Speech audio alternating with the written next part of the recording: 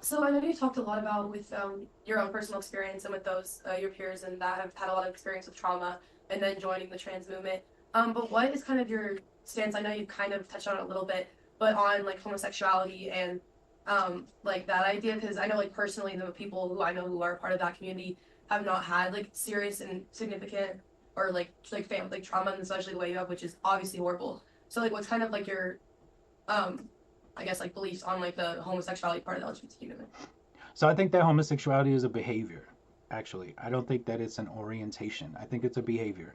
And I think that it's a behavior that's caused by some type of not when I say trauma, it doesn't mean that they were beaten or raped or molested, but some type of trauma or something. Even if it would be something as much as like being indoctrinated or something like that, which is what I mean now. Back in my day, the majority of people that I knew, they were molested into it. They were physically abused and traumatized.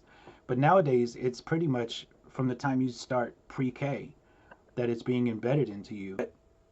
I think that if you love somebody enough, because I had a few people in my life that claimed to have a wonderful relationship with their mother and their father and had never been abused, and then later on down the line, a few years down the line in our relationship, they actually broke down and told me that they were traumatized, that they were molested, that they did have a horrible relationship with their father, something on those terms.